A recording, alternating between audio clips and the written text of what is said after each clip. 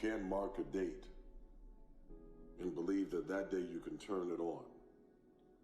It's not about the date. It's about the commitment to yourself. It's about dating your purpose. It's about marrying yourself to your goals.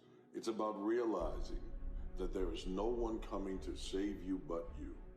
You have to be willing to put in the work. You must be willing to walk into success. You must be able to run past doubt. You must be able to go through the barbed wire of self-doubt and deprecating words that you have placed over yourself and tried to play it off like it was a joke, when in reality you truly believe that you don't deserve things. It's time now for you to speak life over yourself. Losing. Most of you hear losing and it makes you cringe, it makes you afraid, you fear being embarrassed, you fear being judged, you fear looking like an idiot in front of a bunch of people that won't matter to you in 5 years. But here's the thing, being willing to fail, being willing to lose, will create such a competitive advantage for you because most people can't do it. Most people can't be seen falling on their face. So our options are to stay the same or to actually be willing to fail. This is your time. You have greatness in you, and everything that happens to you, I've come to know. Some things happen to you, some things happen for you. And that is what I do. And that is what you can do too. If you have something to change, if you want to change something, change it.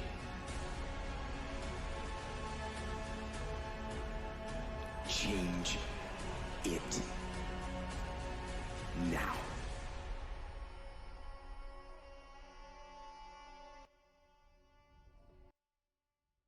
So we have Juan Sebastian Delgado today on the show, and yes, we are related.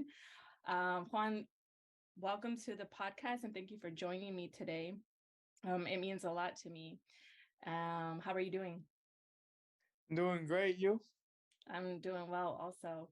So as I said, that we are actually related, I want to kind of to tell the story about, because we just literally met. Yeah. So, so basically I was recruiting some of my guests, and I wanted to include some locals in the area. And I've noticed you, in the gym around, and I wanted to reach out to you because I wanted to include this series as a fitness series, and I wanted to include like different aspects of fitness. And I know that you were like into powerlifting. And I was like, this guy is like committed. He's disciplined. He's serious. He seems passionate. Like I can tell all this without even ever speaking to you, and that's really like that's really like my vibe. So that's why I came over to you and I was like, hey, and then you right away were like, are you Beto Delgado's daughter? And I was like, oh my God, yes. And yeah, so basically, we're related because, so my cousin, which is your dad, so that's how we're related is through my dad's side. So my dad is, that's his nephew. So I was like, wow, it was really, really cool that I'm like, oh, I didn't even know. So speaking of family, I guess, that's my first question is how has the family taken to you? There's times though in my training where it's, there is a certain weakness I got. So let me try to hit a little more of a comp specific variation. But then the rest of the workout, I'll fill it in with some bodybuilding movements. Okay, yeah. I was curious because I'm like, sometimes I have as a high school and stuff like that. But little by little, as soon as I graduated high school, long story short, I was still kind of doing like football workouts here and there because I still wanted to stay active. I knew going into college, I wasn't going to do sports anymore. It was purely about the degree. So, but me being active was always still a very important part. So, I mean, I was kind of in this gray zone where it's like, I'm not doing sports anymore. I'm working out, but there's no real purpose. And that's one thing about sports. I mean, if you're an athlete, and any athlete out there will tell you the same thing, you can train, you can put it all right, but it was like felt like there was something missing, Mm. because as an athlete, you already know you have a game you're getting ready for, you have a meet you're getting set for.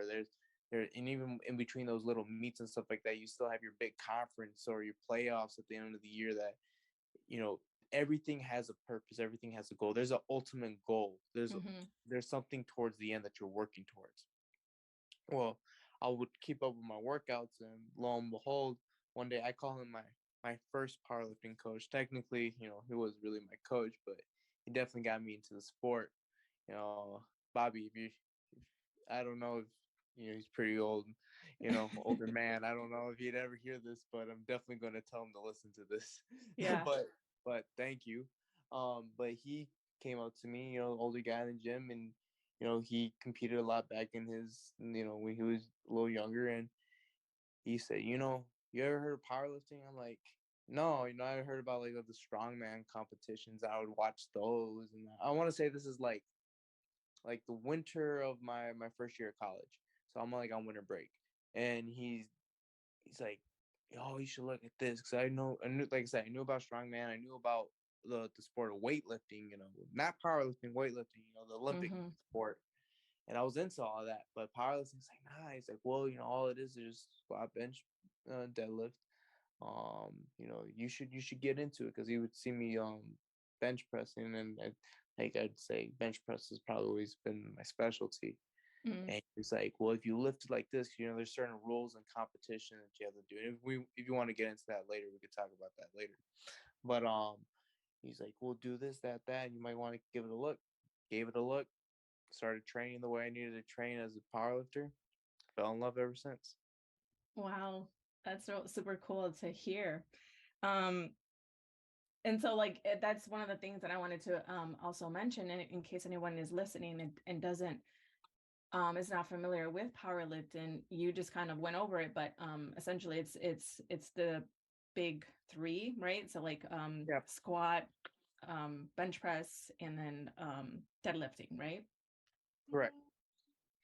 Now, could you share a little bit more as far as like, well, first of all, do you have a coach at this point now? Um, in the process, for most of my time, I've pretty much trained myself per se. Mm-hmm. I've gone through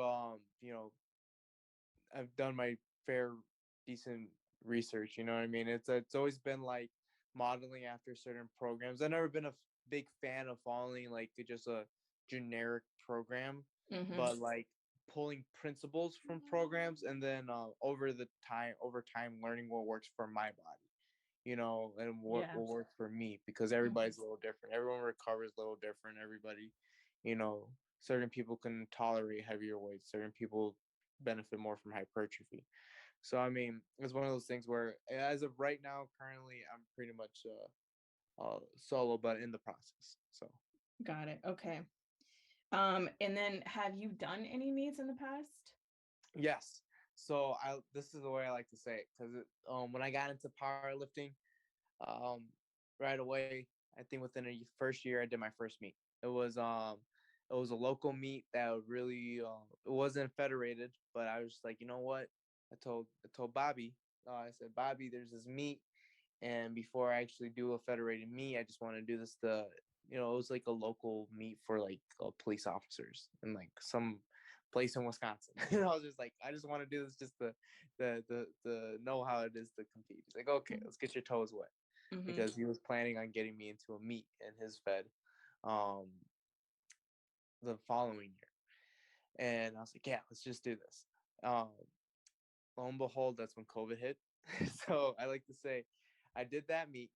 I prepped for two that both got canceled. Oh But no. then yeah, literally I can tell you, hearing his phone call 2 weeks before a meet saying, yeah, it's done, after doing like a whole 8-10 week prep, and you're like, Damn. yeah. But besides that, as I finally did my second meet again, kind of like I call it my comeback meet back into powerlifting, because for a while there I was just kind of like steady, just trying to get back on my feet with powerlifting, because with all the gyms closed and everything like that, Mm-hmm. I can tell you how long it was that I was, even when we came out of quarantine, that I still stayed in my basement training. But Mm-hmm. I did that meet about it was in the May of last year. So I mean, I'm not, I relatively still in the sport, I guess, like new, but experience when it. You lifting and powerlifting, have there been any like negative comments, any negative feedback or weird comments? No, I mean, not really, to be honest with you, because I've been lifting for so long. I had started lifting back when I was, which might answer some questions later, but Mm-hmm. started lifting back when I was playing football in high school. So I think they were all kind of really already accustomed to me being active. I mean, I was a three-sport athlete back in high school. So like being active, being doing all this stuff was, it was nothing really new. So I mean, just it was for me, it was kind of, whereas before it was either football, swimming, or track. Now it was just kind of me moving into something else. And I mean, they've always been really supportive. I mean, with whatever, I've done with my past meets, they try their best to even to make it down. I mean, they've been to my meets. They always had my back on this type of stuff. You know what I mean? Mm. It's just it's one of those things where it's kind of like, I don't really put the lifting before anything else. It's once I'm in it, I'm 100% going in it, and they know that when I'm, if I'm in prep or if I'm serious, I'm going into something. I mean, they pretty much got my back. So. Nice. I'm glad to hear that, because I know for me, I started when I was like 25 into lifting. And Mm-hmm. I've been doing this, I'm like 34 now. And yeah, my dad is constantly like, he just gets weirded out, I guess, because he's not used to it. It's like I transitioned into, in my adult life into the Mm-hmm. lifestyle. So he's Yeah. always like, why do you eat like that? Because I'm like very Yeah. particular with how I eat. And Diet's always the funny thing, because it's, yeah. yeah, because growing up, it's always like, and it still is like it today. You eat whatever. It's like, oh, eat whatever mom puts on the table. This, that. To Hmm. me, it's more like, on that aspect, it's funny you bring it up, because like, it takes some adjustments and stuff like that. But it's like, that's why I always go into stuff like when it comes to diet. It's like you have to have some sort of flexibility with it. And Yeah. it's just like, you acclimate yourself, but still be able to hit your goals rigidly. So I mean, like, Yes. and the only yeah, and the only instance, I guess, is just, especially with them, like I said, they're very 100% on it, and like they're very supportive. The only other thing would be just like, is the regular, just worried about injuries and stuff like that. But they know, and I know they have the confidence in me that, I know what I'm doing, you know. Yeah, So that's good. Yeah, for sure. So then when did you or what yeah, when and how did you even like get into, I mean, I know you said you were like lifting, but I guess more strictly into like powerlifting. Was that kind of powerlifting. start? Yeah. So with the background again. So I started off, football lifting, and we only pretty much lifted in the off season, and it was something that I Hmm. really did enjoy. Back even when I was in high school though, so I guess this journey kind of starts a little bit back then, where I have a Theo on my mom's side, her younger brother. And I remember at one point, he's like, oh, he calls me his little man.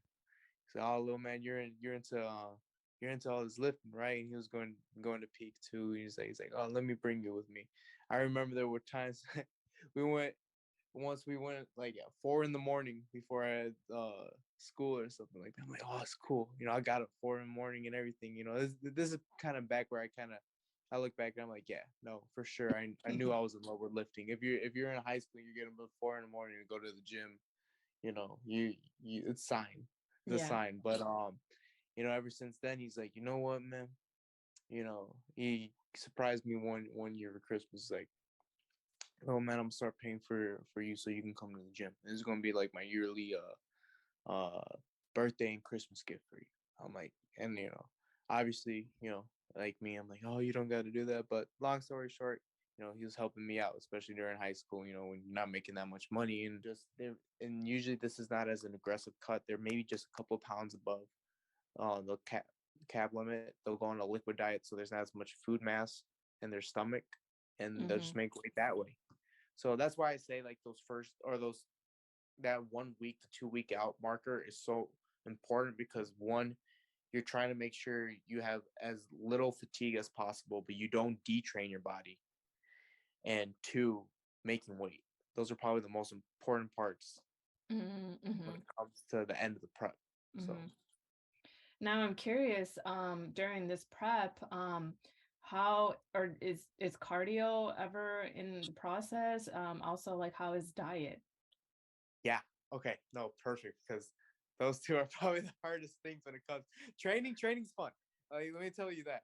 Yeah. Anybody, I think this goes for anybody when it comes to fitness in general.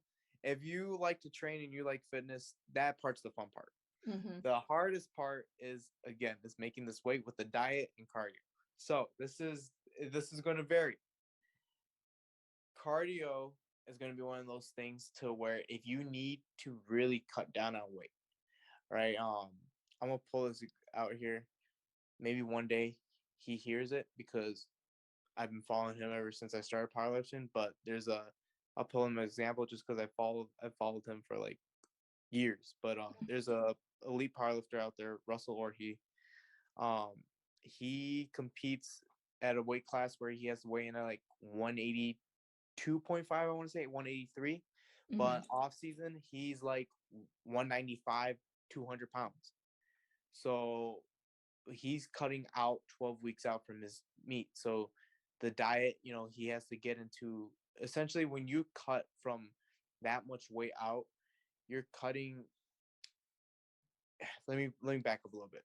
Anybody who knows and who's ever gone on a cut before, and this is some friendly advice if you're not familiar with it either, the more you lose per week, the more likely you are to lose muscle mass and strength, the more rapid the deterioration is.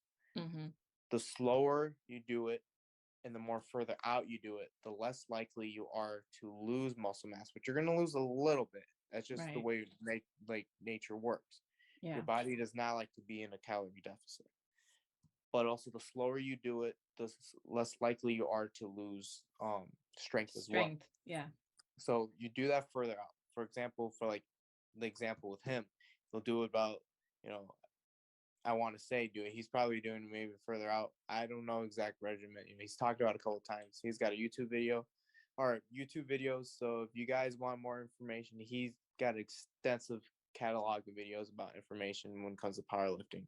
Highly recommend it. It helped me get through a lot of my first meets. But around that 12-week mark, right? That way he's not losing too much weight, cutting down all the way the process, right? So that's that. When it's coming cutting, you have to do it very slowly, because if you're going to be losing 10, 15 pounds, you better hope that it's not within a month or two, So in my instance, I haven't really had to ever cut for me. I've always been within my weight class limit. Now I'm actually above. So, but I'm also in a middle ground to where I could maybe still gain some more weight and then just compete a weight class up, or just start to cut out very far out and slowly lose some weight, and I could easily just get back into my previous weight class. So same thing, probably that 12-week mark out, and just slowly start cutting down on calories. Diet-wise, I try to stay very on top of it.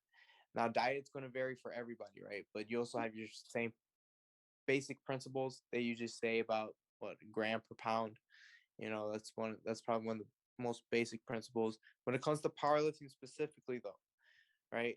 Our biggest thing, our macronutrient that's just like a savior to us is carbs. And that specifically, as long as your protein's in check, that's like a given. That's almost just like a misnomer. You don't even have to worry about that. That's just like the law. You already know you have to have your protein in check. But the play then afterwards is between carbs and fat. Relatively, we like to keep our fats kind of low to medium. low enough to where it's like you're not going to get any funny hormonal stuff, you know. So it's not as intense as like say a bodybuilder goes through with prep, Mm-hmm. to where, you know, they have to cut so many calories out. Like I've heard with bodybuilders where it's like, you know, they get all these really weird hormonal effects when they cut so much fat out, and it's like, you know, libido goes down, all sorts Yeah. of other stuff goes down, which much respect, because, you know, I couldn't do that. Power lifters in general, man, that does not go hand in hand. You know, Exactly. so, and that's where fat, it's like, get your protein check, have a decent amount of fat to take care of your daily processes, no hormonal effects. You know, we still need fats, especially when it comes to, you know, making sure our joints are in check. Because when you're Right. talking about joint health and trying to, you know, you're gonna, at the end of the day, you're gonna go and you're gonna, when it comes to prep itself, Lifting. when Yeah. it comes to Okay. prep lifting. So I mean, even when I went into that meet, you know, it felt like, you know, I had the initial butterflies, but when I went through the meet, it was like I felt like I've done this, I don't know how many times before. It was just because Right. I had been prepared for it, you know. Yeah.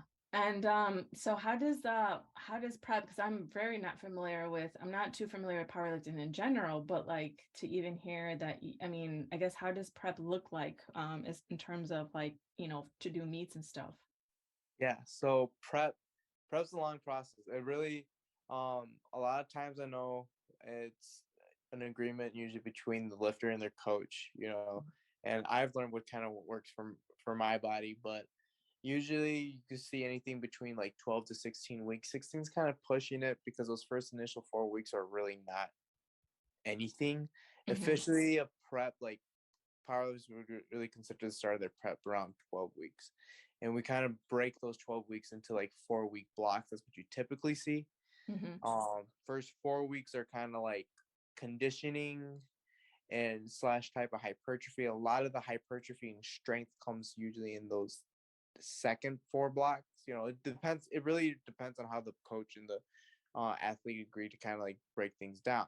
Mm-hmm. So your whole idea, where I like to say, you know, obviously I'm not a bodybuilder, but certain principles do apply into which, you know, just because you're like lifting heavy weight as a power lifter, you're you're not necessarily lifting a ton of weight really like until I want to say like those last 4 weeks. And you will throughout those 12 weeks. There will be times, there will be designated days where, you know, you're going to lift a heavy, you're gonna have a heavy day.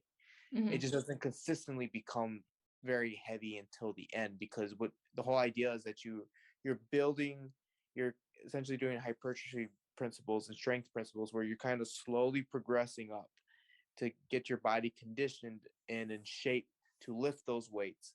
And then there will be like a taper off from a lot of that volume to where your strength's going to kind of start taking away.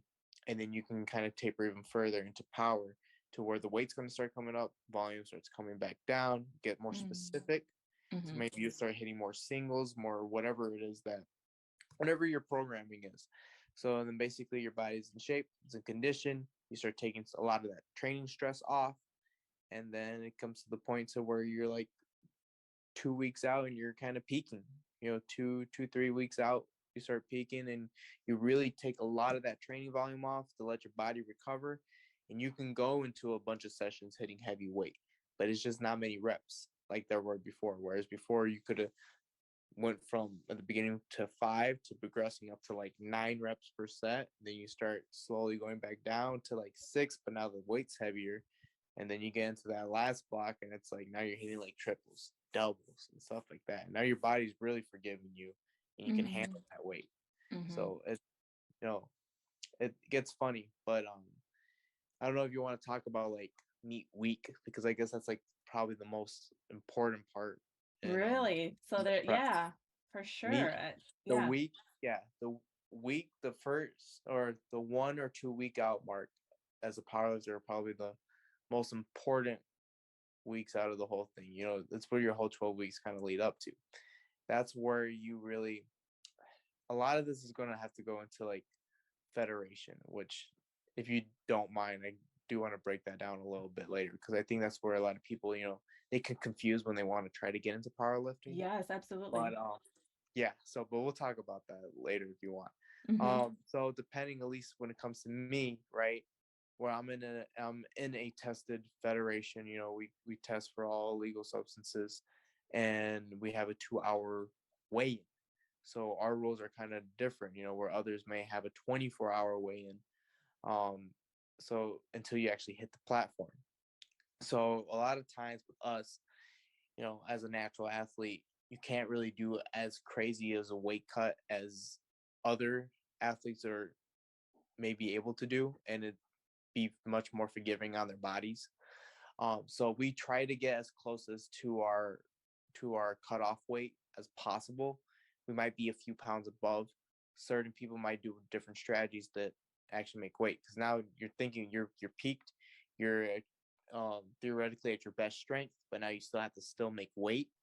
That gets tricky because everybody knows the lighter you are, it becomes much more difficult to handle those heavy weights. So Mm-hmm. what some people will do is I've heard water cuts.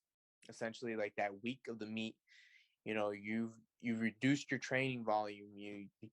That way you can handle the weight the day of the meet. So now you're basically going to try to make this weight by slowly building up the amount of water that you're drinking throughout the week. And you'll start off like just generically. We'll just say I compete on a Friday. Monday I'll drink like a gallon of water. Tuesday I'll up that up to like 2. Wednesday it might be 3, and then afterwards I cut it straight back down to like Thursday, and saying or Thursday I'm nearly maybe like barely drinking half a gallon of water. It's funny.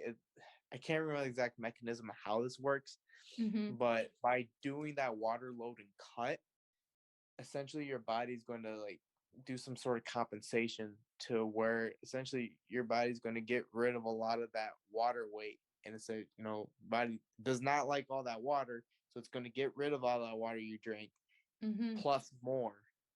So when you hit the scale, you essentially are lighter. You still have the same body mass. You still have the same muscle. You have all that. All you did is just like get rid of all that excess water. So you basically dry yourself like a sponge. Right. Yeah, and that's where like these strategies, like, okay, the moment I weigh in, what do I have to do? Well, you start chugging a bunch of Pedialyte. You start doing all this because now I have literally from the moment I weigh in, 2 hours to try to get my body weight back up to the original weight it was at the beginning of the week. Whereas like this water cut, sometimes people are losing like at least with 2 hour weigh-ins, maybe up to like 5 pounds of water. And so you're again Pedialyte, a bunch of carbs, a bunch of this, and that's where all the game day strategy. Another thing I've heard too is like food volume cuts. So it'd be like a liquid diet. Some people don't cut, they won't cut water at all. They'll lift some maximal weights. You have to make sure that everything's in check. Right. Um, Fats have to be at a good point, but fill the rest in with as many carbs as you can, as long as your calories are in check. If that means you're in maintenance, just fill in the rest of those calories that takes you up to maintenance. Same thing. If you're cutting, then then fill in the rest of those to still keep yourself in a deficit. And say you're in the blessed standpoint where you're actually trying to gain and you can be in a surplus going into a meet, take the wheel and you just go at it, because Mm-hmm. carbs, the reason why it's just so important, it's fueling everything. When it comes to powerlifting, you're moving a lot of weight for a minimum amount of time. You want as much power going into those lifts, and carbs are going to fuel those workouts. Carbs are going to is going to be what's going to pull you through, especially because since it's such a fast acting fuel source. Yeah. Wow, that's very informative. Thank you for sharing that. Now, I'm also curious though, then how does the um off season, I guess you can say, program as far as like lifting and even diet then? How is that different? So this is going to vary from people to people, because from person to person, I should say. When it comes to the lifting aspect itself, a lot of it is going to be low. It could be low intensity, and this one is going to vary very much, especially depending who your coach is, what you guys have agreed on, because you want to build a lot of strength. A lot of people just say off season. I've always had this mentality, especially for football, right? Where off season is a tricky name because really that's where a lot of the majority of your work is going to be done. You know what I mean? It's a lot low risk. You're going to you may be able to play here and there, seeing how strong you are, maybe put a excuse me, but put together big lifts. You could put together and string together some big lifts here and there, but you better compensate for it. But the whole thing here, especially off season, I think hypertrophy is probably one of the biggest principles here, because depending on what your goals are, you you essentially like want to like, let your body like put on a couple pounds, get as strong as you possibly can. I like say this higher body weight where your body can tolerate heavier weight. You might be strong at your weight class limit after you've cut, right? But those weights are going to be very taxing if you try to keep lifting them around like a weight your body just doesn't want to be at, you know? Yeah. Yeah. So, for example, where say I were to cut back down to 148, you know, for my weight class limit, I can be strong there. But off season, no, I want to let myself probably go to like 155. Your whole goal off season is just, hypertrophy principles. Try to put on as much of muscle mass as you can, um, as steady as you can, and just try to get as strong as you can. But really, your biggest thing is fatigue management. You don't want to build unnecessary fatigue in the off season.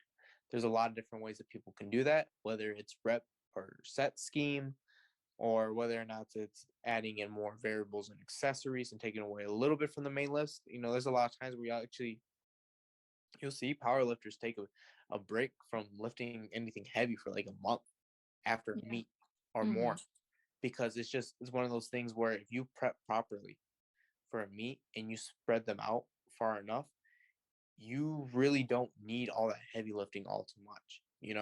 I know there's guys, like I've heard guys where they'll be like, oh, I compete like 4 or 5 times a year. I'm like, how are you still healthy? Yeah. You know what I mean? And if you can make it happen, all the power to you. But if you're only competing maybe twice a year, then you're going to have some decent size off seasons. You can take a break. Everybody's worried, oh, well, I'm going to get weak this, I'm going to get weak that. Well, if you play your cards right, you kind of, you build some muscle mass on you. If you get, you don't have this fatigue, and, it's going to take a little bit to get back to where you're at, but your body's going to forgive you for at least that month or month and a half. And you're going to get back to your strength, and you will get stronger because, one, you're not getting hurt. Two, you've taken all that unnecessary fatigue off, and you're setting yourself up for even better prep next time. And I don't think a lot of people see that because everybody wants that instant gratification. It's one of those things where it's like for me, I mean, like I said, I started my powerlifting journey maybe like I want to say 2019. We'll just round up 2020 because it happened right then and there when the pandemic was about to happen, right? I mean, I've gone about, I want to say 3, almost 4 years of powerlifting, and I just try to keep that same principle. There's a lot of people where they'll come into the game and they burn out really quick. It's like, I'm still relatively new in this thing. If I'm like, I wouldn't consider myself a vet until I lift for at least 10 years, in my eyes. So it's just, it's one of those things where at least off season, that's how it goes. And the same thing when it comes to diet, right? So when it comes to diet, the weight, and if anything goes wrong, they're there, and they're there to help you. And I think people also have their preferences too, because, I've had times where I've asked people for spots, especially like on bench press, and I can't lift the weight off myself. And they go to give me a lift off, and they completely ruin my setup because they almost ripped the barbell out of my hands. And I'm like, no. So it's no offense. Thank you for the help, but next time I might not ask that person, but no, for sure. But definitely, yes. If you're going to go for something, if you have any doubt in your mind, even if that weight goes up way easier than what you thought it would, go grab the spot. There's there's your health comes first, and you won't know until you do it. So Yeah. Now, have you ever found yourself like going up to a person just to like randomly, like if you saw them doing something wrong or wanted to offer like a tip, have you ever done that? Go up to someone and be like, "Hey, you're doing this wrong," or "Hey, do this instead," or whatever.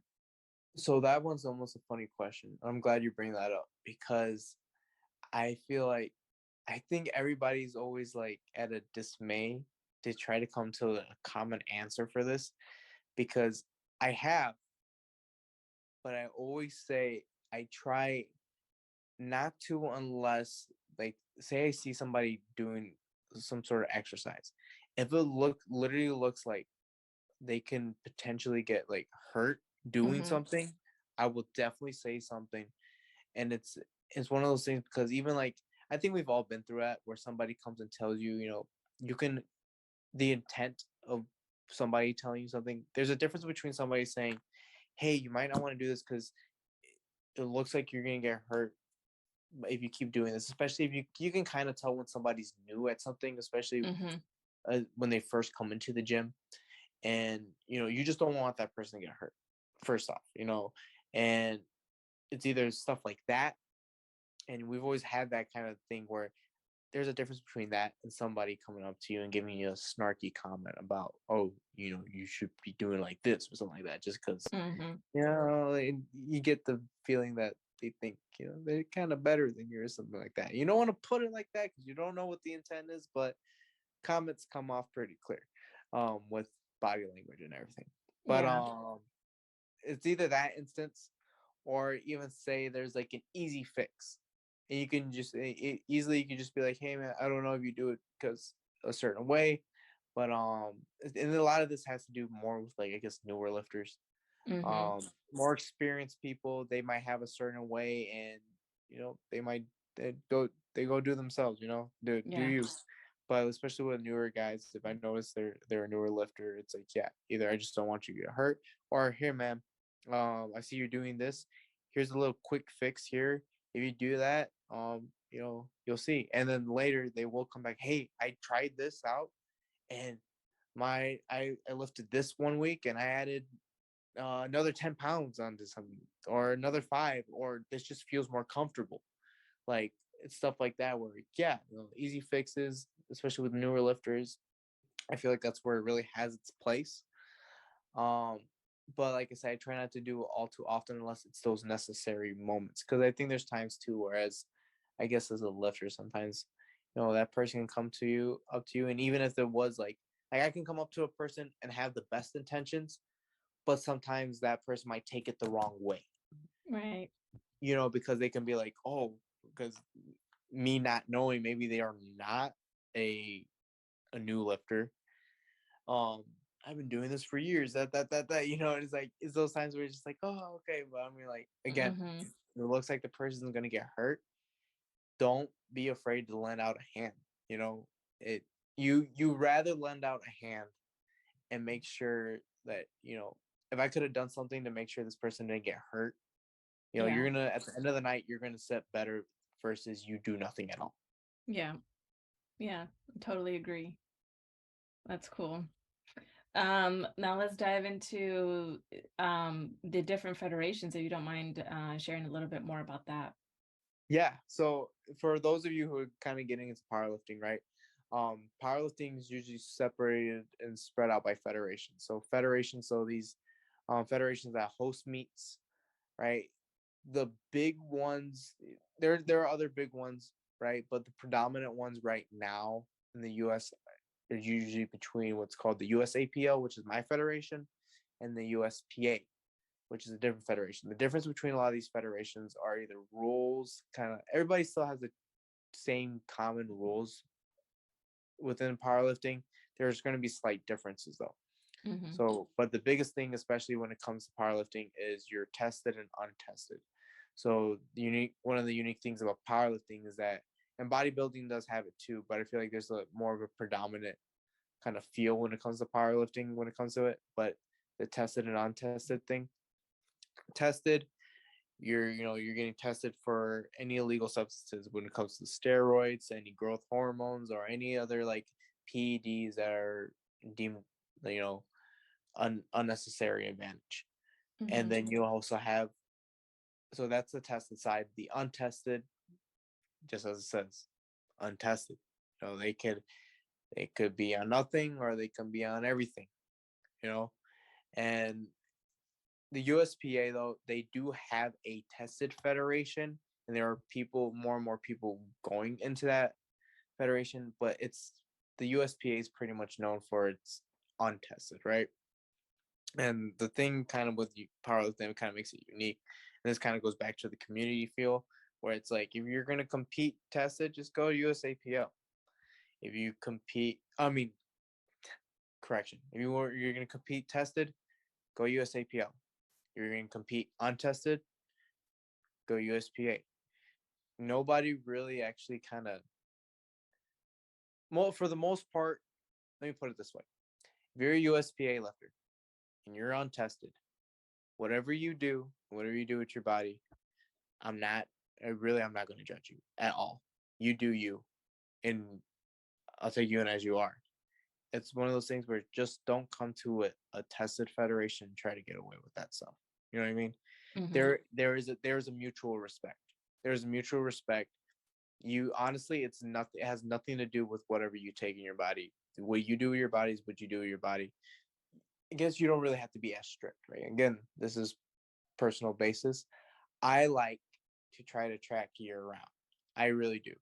But there will be a couple times where, might let myself loose, just a little bit, you might. And if you're anything like me, you let loose that one day, you start cutting down on like the fat calories the rest of the week or something to make up a little bit for it. Yeah. Yeah.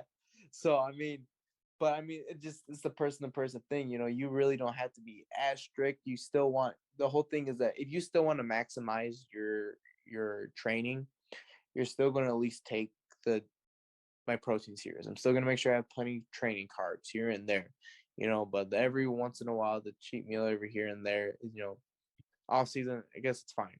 But once it's prep time, nope. We're going to lock in. We're going to get ready. We're going to go. Yeah, absolutely. Wow. That's so interesting to hear. But at the same time, I think you're doing a really, really great job, and everything that you're saying is just, I can tell that you're, exactly the energy that you put out at the gym, and just seeing you, I could tell everything that you're telling me, is just validating that feeling that I had. So very, very cool, and proud of you for all of that. Thank Now you. something, yeah, you're welcome. Something that I also, speaking of, because you're like, there's a lot of people that don't know about this stuff, and I'm seeing a lot of, I felt like the powerlifting community in the fitness industry has grown over the last few short years, just from seeing it like online, because I follow quite a bit of people. But even like in our gym, right? Like I've seen a lot of more people getting into it. I mean, I even kind of see girls kind of having that, and it's been amazing. It's awesome. Yeah. And you're familiar with some of those people, I'm sure. Yep. Yeah. So I mean, if I can have my little word on that too, I think it's amazing. I mean, honestly too, I feel like when I got into powerlifting, it was maybe like a year or maybe at least a couple years before this kind of spurt. I felt like powerlifting really took off once we kind of came all out of quarantine, and after a lot of those restrictions kind of got lifted, and everybody was able to like kind of lift freely. Because I mean, even at that, I know powerlifting, we're kind of in an awkward situation. Everybody's still coming back to the gyms because everybody's like, meets aren't going on. A lot of, like my Fed had no meets going on until like maybe half a year after we came out of quarantine. And I feel like once all that cleared up, that's when we saw the big boom. I feel like social media gave a big boost. And I have to go back to him because I think he had a big big part in it. But like guys like Russell Orhe, if you're not familiar with him, again, like I said, Yeah. he's got a YouTube channel. I Yeah. mean, I've been following that YouTube channel. I mean, since like maybe 2019. It's like he put out so much content for so many years, and even when all these social media giants came out, like on TikTok and Instagram, he wasn't really big into the TikTok. He was just trying to get into it and stuff like that. And then once he took off, and you started seeing everybody else start following along. And I feel like, honestly, I think what a lot of it had to do was maybe that the YouTube era of powerlifting, which it was big, but it's not as big as what social media is now. But it really Right. set it up quite a bit for lifters like me trying to get into the game. And I think what it was too is that it became this outlet where it was like, I think health and fitness in general just started becoming this big focus for a lot of people coming out of the pandemic. I mean, a lot of us Yeah. were so concerned about, oh, I don't want to get sick, this, that. So what did a lot of us know? What were we advertised? We were advertised regular exercise, regular diet, you know? And I think a lot of young people saw stuff like, I always, like back even when I was in high school, people going to the gym, it was like, oh, that's cool. They go to the gym, that's that. So I felt like when we're all coming out, it was like people started gravitating towards the gym. People started figuring out this thing, and it was like, oh, it's cool to lift these heavy weights, this, that, that. And that's what I felt like was going on in the background. I wasn't super big into the social media aspect. I'm kind of relatively new to it just because I was like, I was already into the game. I was like, I didn't really need the social media stuff. I was like, but when I was seeing it around, I'm like, but it really did. It pushed the sport. It pushed the sport big because now you see all sorts of, I see high schoolers getting into it. It's cool because I'm like, especially even for people who aren't in sports or even in like high school sports, or like if you're like me when you're in college and you're like, my education, that's my first priority. I got a degree, I got a career, I got something I want to start here, but so I can't really do sports. But I have this thing that I really, really like to do, but now I can put a purpose to it, and it's not even just that, like going into this right now, me starting my career at the end of the long day of work, let me go decompress.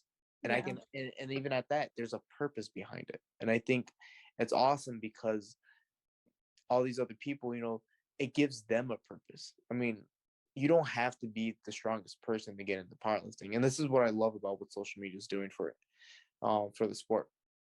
And this is what I keep encouraging people. I get people up to me like, yeah, I would like to compete too. Like, that'd be awesome, but I'm not that strong.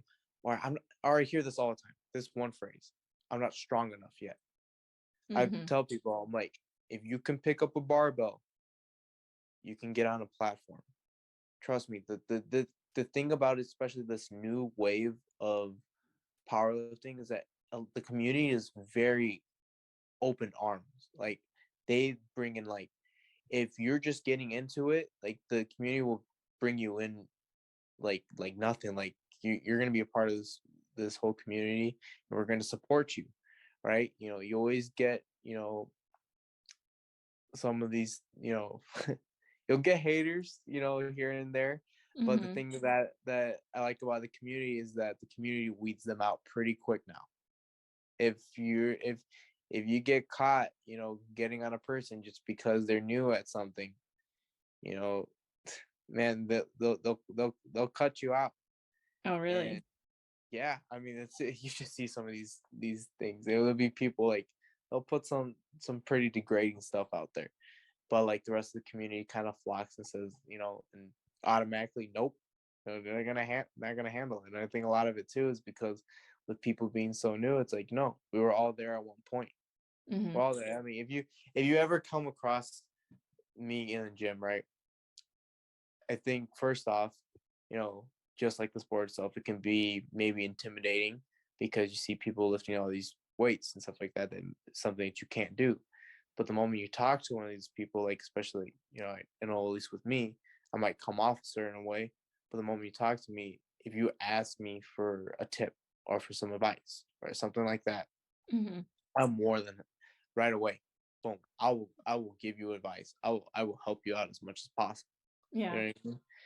It's that's what I love about the community, honestly. And I love to see where it's going right now, because it's one of those things where it's becoming a serious thing. There's so many podcasts going out now. It's like it's starting to really build up into its own thing. Mm-hmm. Yeah. Do you find people like at the gym like coming up to you and asking you for tips and advice? I think a little more now than before, and which is it's nice. You know what I mean? And I only say it's nice because I've always been the kind of person that likes to help people in general.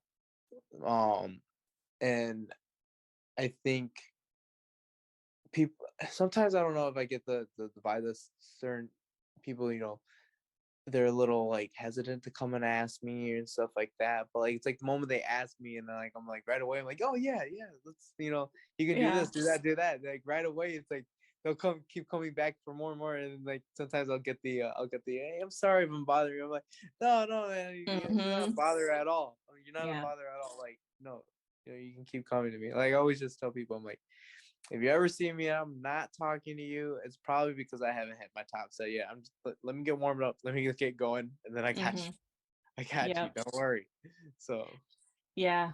Now, do you, I mean, I have noticed you have, and I don't know if this is like normal. I think it is, from what I see, with Mhm. everyone who lifts heavy, is they usually always have like a spotter, right? Like that's normal. yeah, so and that it depends on the weight you're hitting. If it's like it's weight, you can manage yourself. You really don't need to take a spot, but definitely once you start getting to those top loads, grab somebody. Mm-hmm. Grab somebody. I mean, you'll find people who you trust as well. I always know there's a couple people in the gym too. I'm like, okay, if I grab these couple guys right here, I'm gonna be set. I'll be fine because you just worry about you. And Now, is there anything else that I maybe haven't asked, but you feel like is important, regarding just anything in general with like everything that we've been talking about? I would just say, if you're having doubts about joining or competing, and I think we already touched on this, but I just kind of want to reiterate: if you're having any doubts or anything like that, trust me. At the end of the day, you're going to be happy that you tried it. I know a lot of people who've been very nervous going into their first meet or questioned about whether or not should I do it, should I not? Maybe I'm not strong enough, this, that. Trust me, once you do it and you find out that, like, especially like a lot of these local meets, and you just do it for fun, you go in there. I tell you what, the people I've done meets where, uh, the past couple of meets that I've done, there are people in there and maybe they don't think they're that strong, but they just go do it for fun and they just enjoy themselves. I remember the last one I did, there was this older lady who, man, she had been doing meets for the longest time, but like she's still doing them. Maybe if she's not as strong as she used to be, Mm-hmm. but she does it because she loves it. And there's people That's who've been nervous. awesome. Yeah, it was one of those. It's like, you go. That's great, you know. And you get people who are really anxious, and once they do it, they're like, when can I do my next one? you know, it's like if you have any doubts, like I said, you can pick up a barbell, you can get on a platform. There's no strength limit. No one's going to ever down you for not being strong enough, because there's no such thing as strong enough. All there is whether or not, you know, you want to help create a new standard. Let me tell you, there's something about prep, right? No matter how strong you are going into it and how you come out, right? The fact that you got on the platform and you did something new, or you put in an effort, right, for yourself, that's a whole nother feeling. At the end of the day, you look back in it and you're like, I did that, and it's a great feeling. Mm-hmm. Yeah. You're inspiring me to want to do that. I'm kidding. No, but Hey, you're you can inspiring go in me and to do it want too. to. But I mean, because that seems like totally different. Like I don't know. It just seems cool. Yeah. Um, and then, do you have, I guess, any sharing of any upcoming goals or plans that you have? So I'm one of those people where it's like I will say I do have some bigger plans coming up, but I've always been one of those types of lifters where I kind of keep it hush hush until I get closer to it, and I'm like, for sure, I'm locked in. I always tell people, you probably won't know when my next meet is until I'm a decent way into prep. Right. And it's just because I've always been that type of person where I like to let my actions speak for themselves. And when I'm ready to kind of announce it, I'll announce it. But if you ask me if I got bigger plans, I do have some pretty big plans, especially towards the end of the year. But go follow me on Instagram. You'll find out. You will find out. Lift like All that. right, that's Find fair. out. Yeah, When definitely they come respect up. that. Mm-hmm. Yeah. Definitely respect that. And then, just real quickly, like, do you mind just sharing somewhat of what like your current, just your training block is looking like, and how, how's that kind of going? Yeah. Perfect. I'll tell you right now, I'm kind of that, they call it the gray zone, the blues moment of lifting, because I just came off of a pretty intense powerlifting block. So the way my training went like recently, which when I tell people it's a long game, it's a long game. It's not a short game. This starts all the way back from my last meet. So from my last meet, I went on I was able to put together another strong kind of like powerlifting block that went on a while, lasted me pretty much the summer. That's when I made the decision to say, you know what? I've always been below my class limit. Why don't I just start training above it? There's why am I trying to keep myself small? It's one of those things. It's like I can always train above. My body's going to forgive me if I weigh just a little more. Again, it's not about the looks all the time. If you can get some good performance, you can always go back and look good later. But I don't scale. The number on the scale does not define you. Okay, so I took the time and I took a little break from a lot of intense powerlifting and to just go through some hypertrophy stuff to try to put on some more muscle mass. The strength did go down slightly. It didn't take a huge crash. I think a lot of it did have to do with the body weight I was putting on. That kind of saved me a little bit from there. But I did tell everybody, I was like, to my buddies, I'm like, you guys watch. I'm gonna play this long. It'll take me a couple powerlifting blocks to get the strength back. Right? Mm-hmm. Hopefully back to where it was. Lo and behold, I did one small powerlifting block. So okay, and I was like, you know what? Now I'm gonna do a serious one. It was a 12-week block that I just got off of, and it was intense. It was almost like a prep per se, and a lot of it was trying to get my strength back to where it was. Just follow the rules and regulations. There's federations for it, and there's federations against it. So now going back into these federations, so basically those are the two biggest ones right there. If I can talk a little bit, my federation, we used to be what is called the IPF's affiliate. The IPF's the International Powerlifting Federation. So if I want to put it in a certain way, it's like they're like our Olympics. You know what I mean?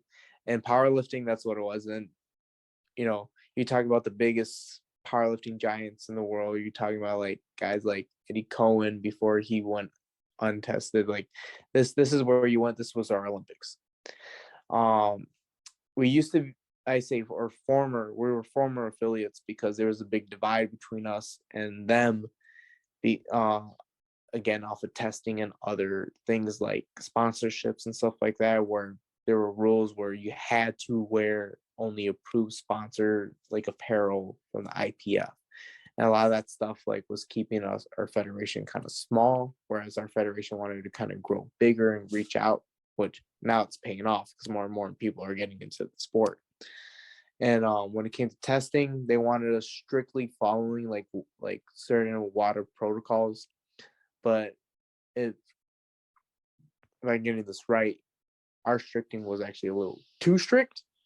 And our federation was like, no, we're not going to fall into all these loopholes and stuff like that, which I'm not saying. I mean, people are still competing in IPF, and it's still very strict because I mean, the USA, when it comes to our testing is very, very good, you know, and I know a lot of other countries that have very good testing. Powerlifting is, when it comes to other sports, I have rarely heard of any real corruption when it comes to sports, because even in other countries, like I I follow a lot of like French lifters, they're on top of it too. Like everyone's all in agreement. If you're a tested athlete, you better be clean. If you're untested, you know, boom. I know that, like, compared to the sports like weightlifting, where there's been a history of corruption when it comes to historically in Olympic weightlifting.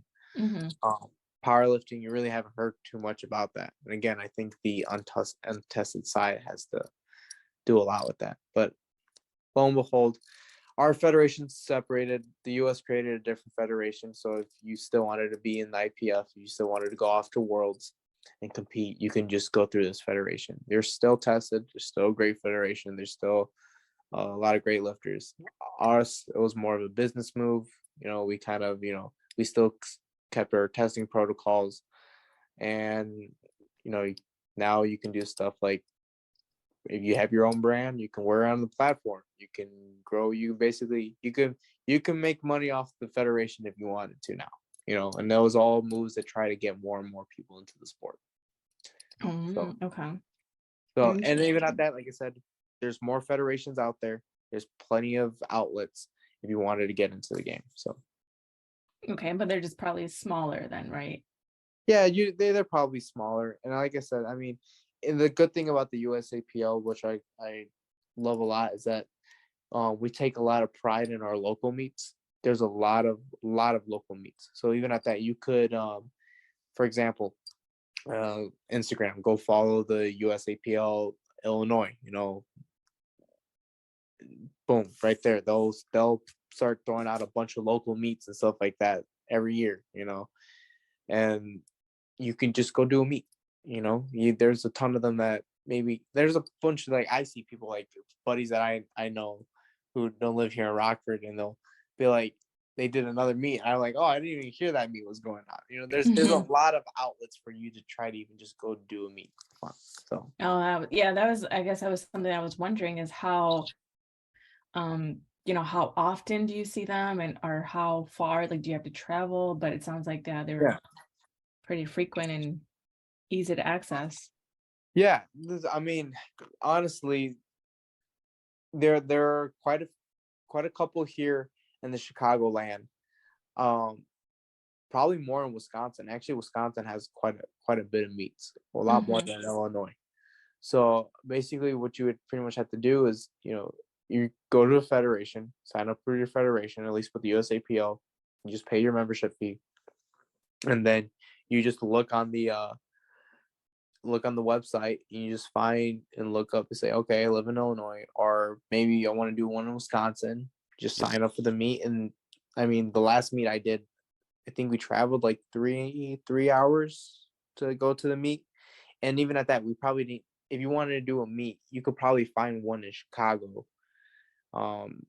Again, a lot of this probably has to do just with scheduling. Like, if you're planning on doing like a big meet later in the year, you might not be able to do that close meet because that's too close to your meet or too far away.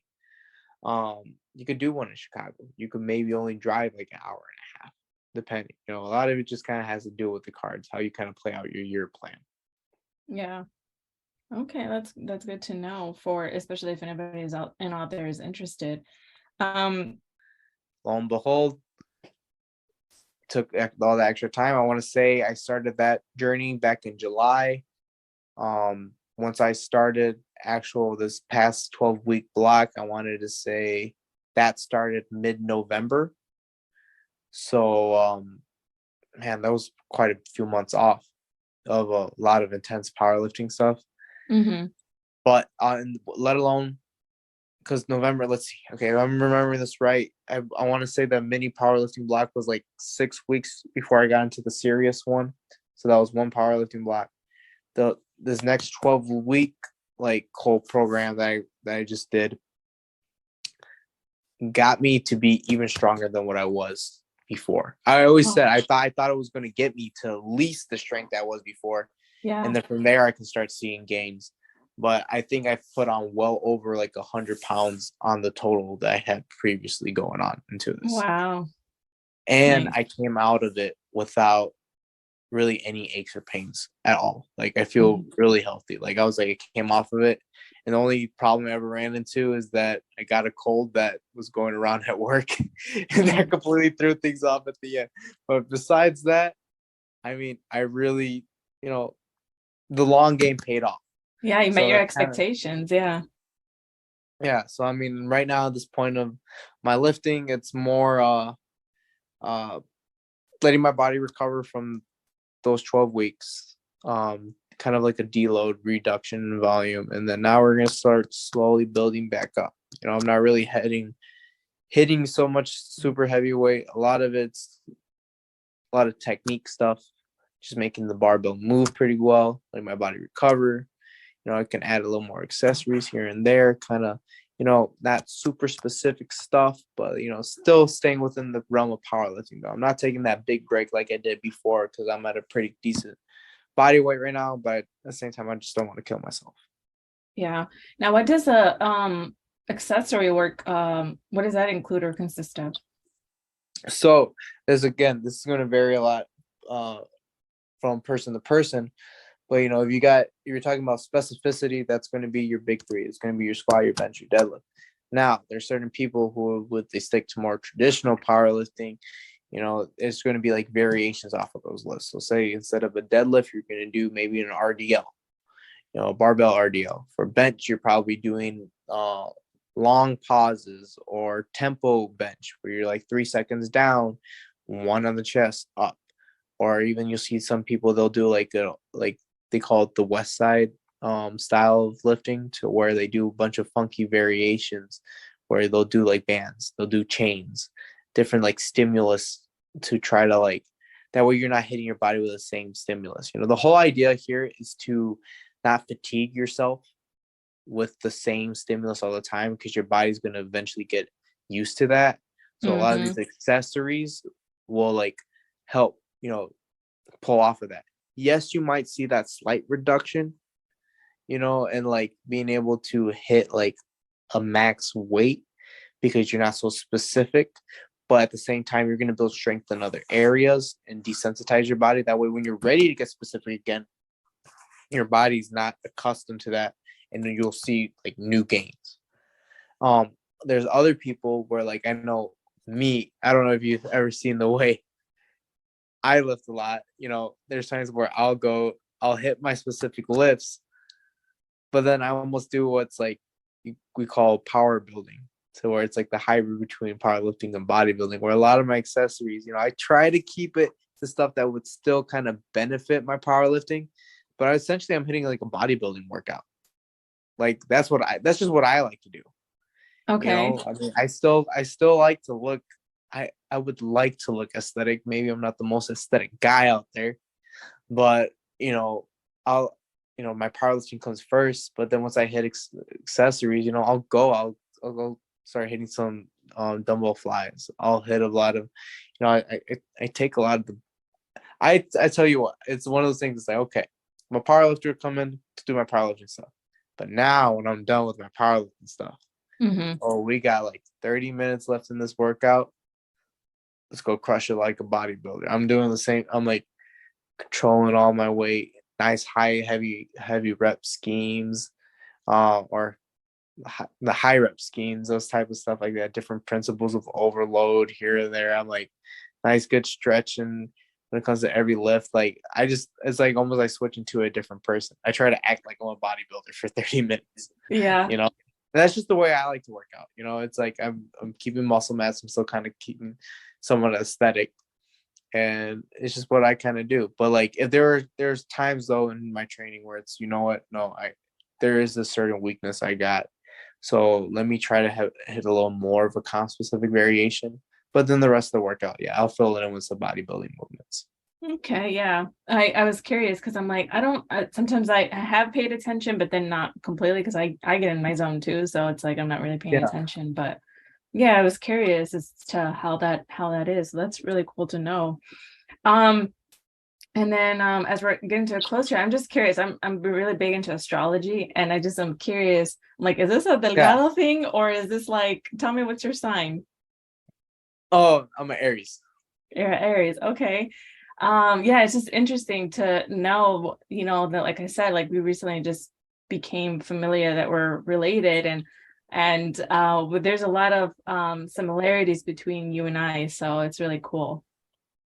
Yeah, As far no, no, as I like think the that's awesome. dedication, yeah, the dedication and just the commitment, and how, I mean, just everything, like how we you sound very knowledgeable in all of this, and very passionate, and there's a longevity behind it, and there's purpose behind it. It's not like they're just running around doing stuff like, for dumb reasons, or for it just sounds like it's you just being you. And so I really, I really like that and appreciate that, and it's cool that we can relate to that.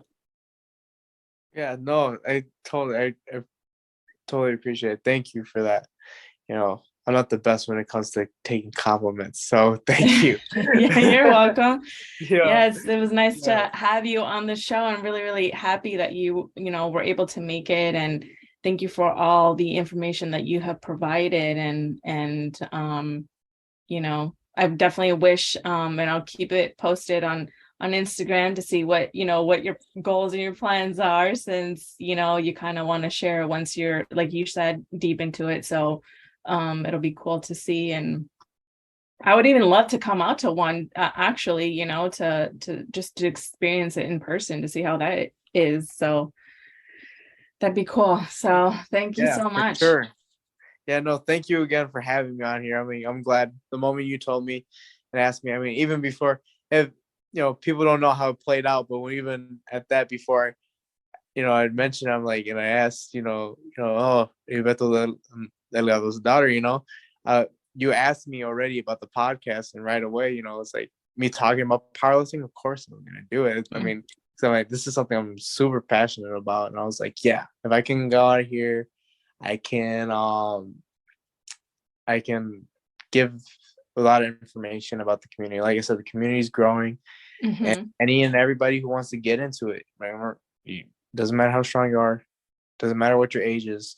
If you can do it and you can benefit, if you can love something the way that I love it, you know what I mean? All the power to you. Yeah. Yeah, that's awesome. Yeah, because I even had this, like, I think for me, one of the things before we go is just like, I thought that it was like, just, no offense, but like I kind of thought that it was like just big fat dudes just joining, the power lift, and Yeah. it was, that's kind of like the Yep. idea that I had, to be honest. Yeah. No. And I, I think a lot of people thought that that's how it was. Like, and none offense taken at all. You know what I mean? But like, with the community the way it's grown now, you can see there's a lot of diversity to it now. So Yeah, yep, yep. So thank you for, again, I keep saying thank you, but like really, for bringing so much of that, and hopefully as I share the podcast and everyone gets to share, that's my goal, is to bring more awareness and into the community, especially here locally, and motivate people and inspire people with